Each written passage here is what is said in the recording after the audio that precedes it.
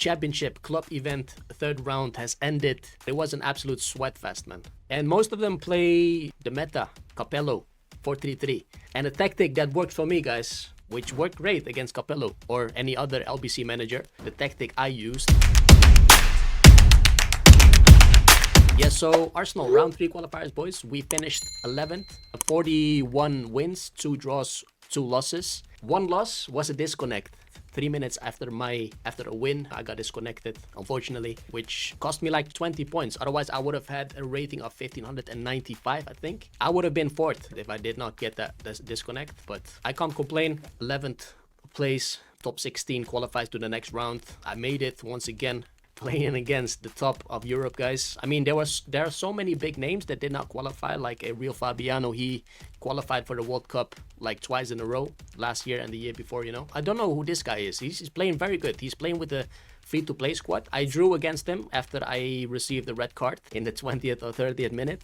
With this team, he was playing insane, man. This guy, I beat him 4-3. He's a great player as well. I don't know who that is, though. I lost against this guy, Bear 10. I don't know what... I think he's from PlayStation, but I don't know who that is. He's the only one that beat me, this guy. I drew against this guy, 2-2. Felt like I was slightly better, but maybe the draw was deserved. Alex, unfortunately, didn't qualify. Sassinho, great player, didn't qualify. Marios from Greece didn't qualify. This guy as well is a great player. Peponatos usually qualifies. Alguacil started playing again. O'Neal, I'm not the only Dutch player. Luckily, guys, finally we have 2 Dutch players in the top 16. Many great players that unfortunately didn't qualify, man. It shows how tough the qualifier was, boys. Sweaty. I was once again happy that everyone or most players, 90% of all the players played LBC. I had the advantage, you know, with possession against them. The 4-3-3.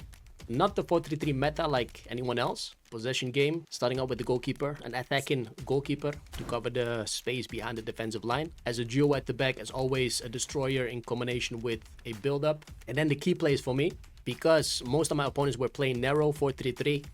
I made optimal use of the wider areas, man, of the wings. So I made use of 2 attacking fullbacks, Cafu, both with edge crossing. I scored a couple of edge crosses, even with Romario Pele, but mainly to Ruud Gullit. And then DMF, you can go for an anchorman, but at the moment, I would say, with the current state of the game, you need an aggressive type of player on DMF, man. Someone that presses towards your opponent in front of the defensive line, because with an anchorman, it feels like your opponent still has a lot of space in front of the defensive line, you know, so make sure you use a destroyer. That's the most ideal playing style. And then next to the destroyer, 2 orchestrators. You don't want these 3 players to push forwards, man. These 3 players need to form a block and mainly try to win back the ball with your destroyer, which is in this case Vieira. And then 2 shadow strikers, Pele, Gullit. As always, I like to have a combination of 2 different playing styles. I will never go for 2 whole players or 2 deep line forwards. I like to have variation, you know. So I went for a combo deep line forward, a play that dropped down a lot, the likes of Pele. Gullit, whole player, ideal for the crosses as well, running into the box. And then CF. Always has to be a goal poacher, guys. I went for Romario, very nimble, clinical striker. And on the bench, I had Mbappe. And by the way, for this event, your team had to include 11 players from Arsenal. Those were the players I used. And then instructions, attack in on both fullbacks. That's what I made use of. And then the 2 game changes as well defensively. I went for deep line on Xabi Alonso and Çalhanoğlu. And the reason for that, guys, the reason for that is because I'm using attacking fullbacks, so they will be gone most of the times, which leaves you 2 defenders only in a DMF destroyer. And since your destroyer is an aggressive player, he will push forwards most of the times defensively, pull out, you know. So you basically have 2 at the back. And then with deep line on both orchestrators, they do drop down in between these 4 defenders.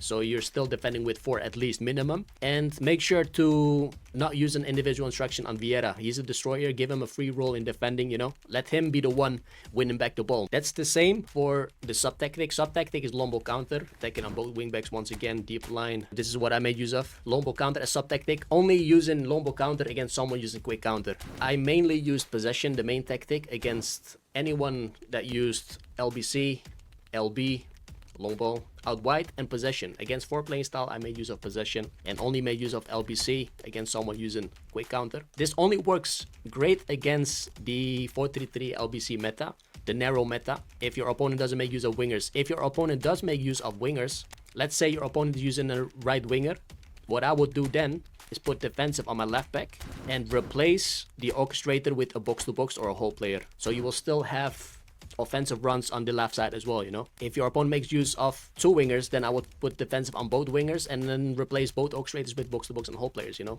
which gives you more defensive certainty. So that's basically it, boys, the tactic. If you haven't yet, make sure to smash the like button. Would be greatly appreciated. See you guys soon again. Take care, boys. Ciao, ciao. Peace.